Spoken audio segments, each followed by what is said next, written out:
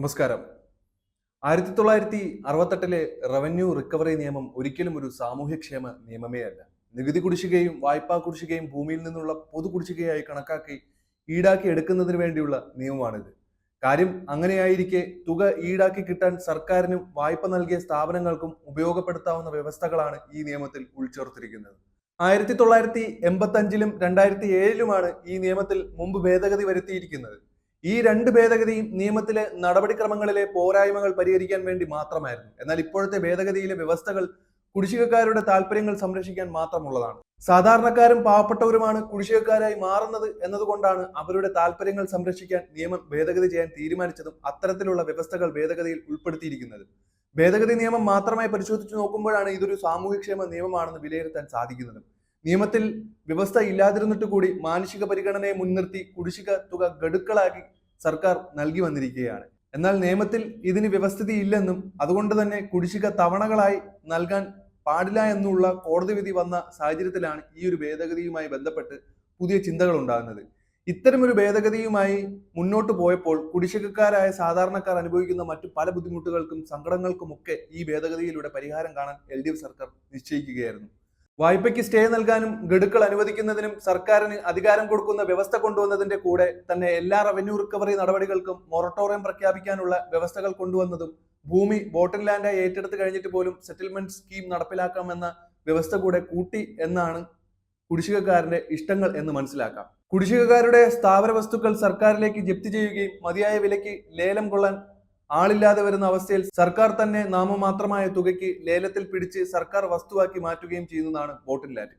ബോട്ടൻ ലാൻഡാക്കിയ ഭൂമി തിരികെ നൽകാൻ ഇപ്പോഴത്തെ നിയമത്തിൽ ഒരു സാധ്യതയും കാണുന്നില്ല. കുടിശ്ശികക്കാരന് നിരവധി അവസരങ്ങൾ നൽകിയിട്ടാണ് ഭൂമി ലേലം ചെയ്യുകയും ലേലം കൊള്ളാൻ ആളില്ലാതെ വരുമ്പോൾ ബോട്ടൻ ലാൻഡാക്കി ഏറ്റെടുക്കുകയും ചെയ്തിരിക്കുന്നത്.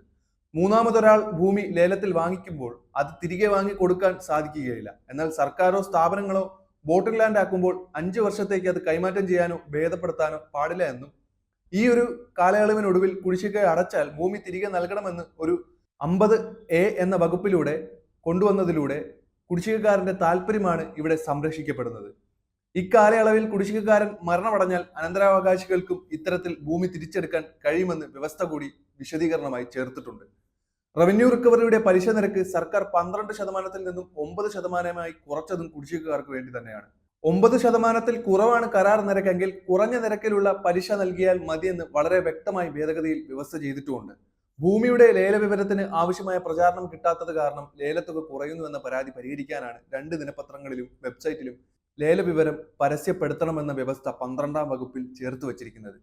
കുറഞ്ഞ കുടിശ്ശികയ്ക്ക് വേണ്ടി നല്ല വിലയുള്ള എല്ലാ ഭൂമിയും ജപ്തി ചെയ്യപ്പെടുന്നത് കുടിശ്ശികക്കാർ നേരിട്ട് വന്നിരുന്ന മറ്റൊരു വലിയ കഷ്ടതയായിരുന്നു. ഇങ്ങനെയുള്ള അവസ്ഥകൾ സംഭവിക്കുകയാണെങ്കിൽ ഭൂമിയുടെ ശരിക്കുമുള്ള ന്യായമായ വിലയ്ക്കനുസരിച്ച് ജപ്തി ക്ലിപ്തപ്പെടുത്തണമെന്ന് കുടിശ്ശികക്കാരന് അപേക്ഷിക്കാനും അത് അനുവദിക്കാൻ കളക്ടർക്ക് അധികാരം ലഭിക്കുന്നതുമായ വ്യവസ്ഥ 36-ാം വകുപ്പിൽ ഉൾപ്പെടുത്തിയത് വലിയ തോതിൽ തന്നെ പ്രയോജനപ്പെടുന്ന ഒരു കാര്യമാണ്.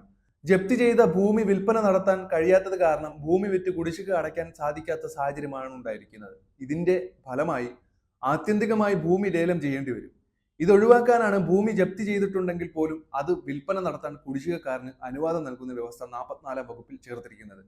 ബോട്ടൻ ലാൻഡായി ഏറ്റെടുക്കുന്ന ഭൂമിയുടെ വില കണക്കാക്കി കുടിശ്ശികയിൽ നിന്നും കുറവ് ചെയ്യുന്നതിനും കുടിശ്ശികയേക്കാൾ കൂടുതൽ തുക ഭൂമിയുടെ വിലയായി കണക്കാക്കുന്ന സാഹചര്യത്തിൽ ഈ പറഞ്ഞ തുക കുടിശ്ശികക്കാർക്ക് തിരികെ നൽകുന്നതിനും വേണ്ടിയാണ് 50-ാം വകുപ്പിൽ 6-ാം ഉപവകുപ്പ് കൂടി ഉൾപ്പെടുത്തിയിരിക്കുന്നത്. ഭൂമിയുടെ വില കണക്കാക്കുന്നത് 2013-ലെ ഭൂമി ഏറ്റെടുക്കൽ നിയമത്തെ മുൻനിർത്തിയായിരിക്കണമെന്ന വ്യവസ്ഥ ചെയ്തത് കുടിശ്ശികക്കാരുടെ ഭൂമിക്ക് മാന്യമായ വില ഉറപ്പാക്കുന്നതിന് കൂടി വേണ്ടിയാണ്.